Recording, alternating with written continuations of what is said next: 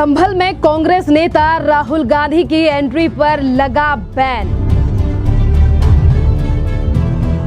संभल के हालात को देखते हुए भारी व्यक्ति को जिले में आने की नहीं अनुमति, बोला प्रशासन।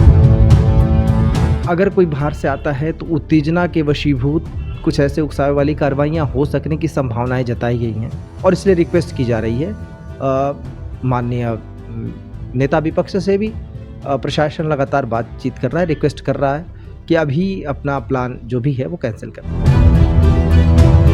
सीएम योगी आदित्यनाथ की पुलिस की प्रदर्शनकारियों पर बड़ी कार्रवाई। नोएडा के दलित प्रेरणा स्थल पर प्रदर्शन कर रहे कथित किसानों को पुलिस ने किया गिरफ्तार।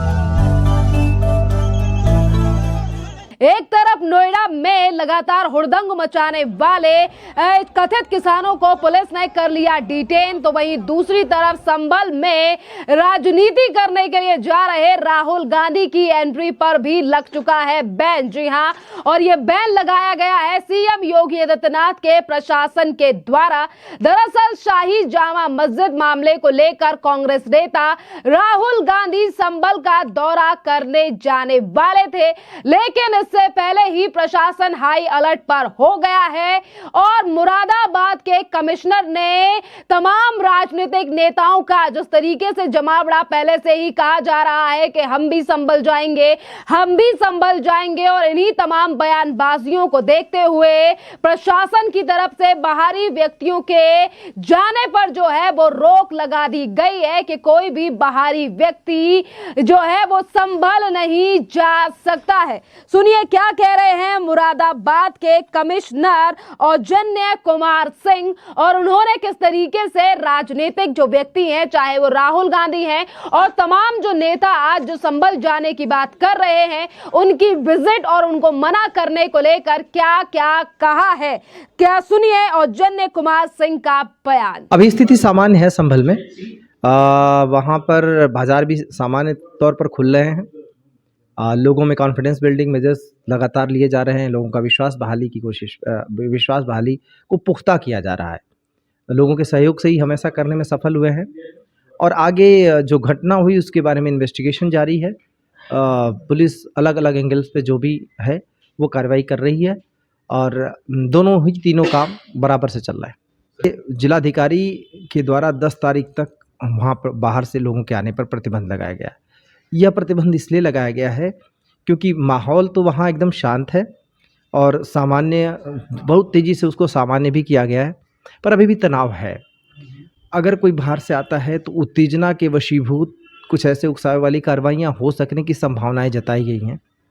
ये असेसमेंट जिलाधिकारी और पुलिस अधीक्षक को करना है और उन्होंने असेसमेंट करके ही निर्णय लिया है। इसलिए सबसे हम रिक्वेस्ट कर रहे हैं कि फ़िलहाल अभी संभल ना आवे, ताकि हमें पूरी तरह से शांति बहाली पूरी तरह से सामान्य करने में संभल को आसानी हो।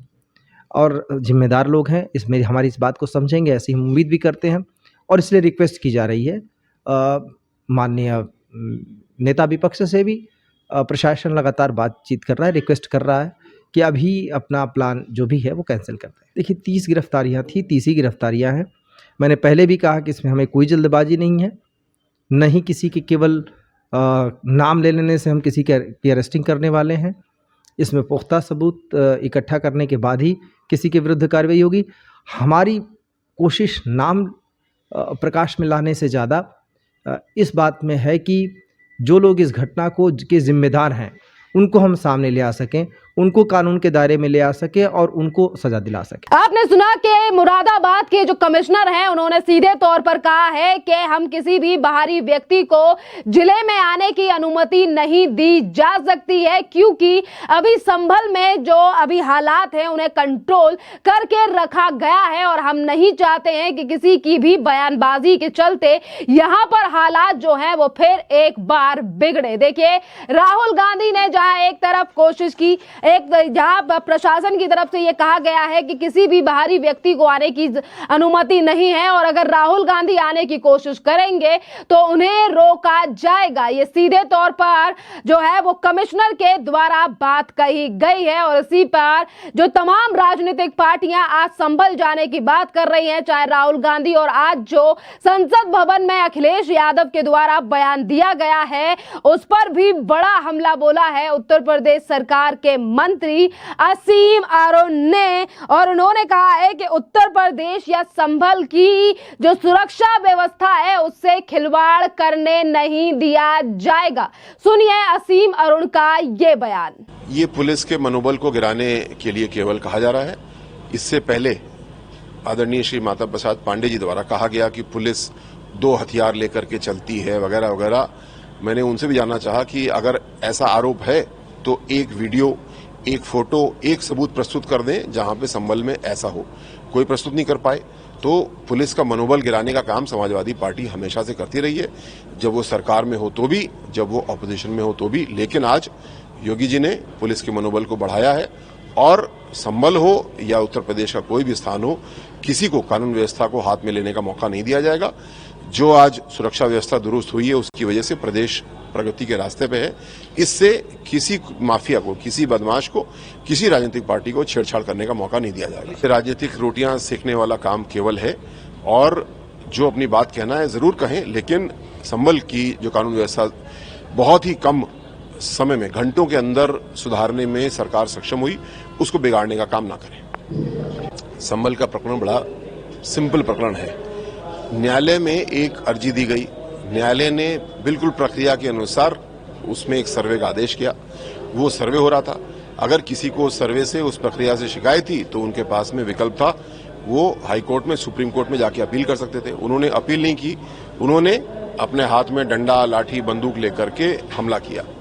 अब जब अपील की गई तो सुप्रीम कोर्ट ने उसमें अपना निर्णय एक अंतरिम दिया भी। कुल मिलाकर के अखिलेश जी, संभल के माफिया जिन्होंने ये गड़बड़ी कराई है, सबको न्यायिक प्रक्रिया के अनुसार चलना चाहिए। किसी को भी कानून को हाथ में लेने का अधिकार नहीं है। और जो वहां पे घटना हुई, जो मृत्यु हुई है, जहां तक मेरी जानकारी है पुलिस की गोली से किसी की मृत्यु वहां पे नहीं हुई है। हर एक घटना के संबंध में न्यायिक प्रक्रिया चालू है। जो उस प्रक्रिया का परिणाम होगा उसका हम लोग सब लोग स्वागत करेंगे, स्वीकार करेंगे। अदालतें इसीलिए हैं कि वहां पे विवाद अगर है तो सुने जाएं और विवादों का हल अदालत में है, गलियों में नहीं है।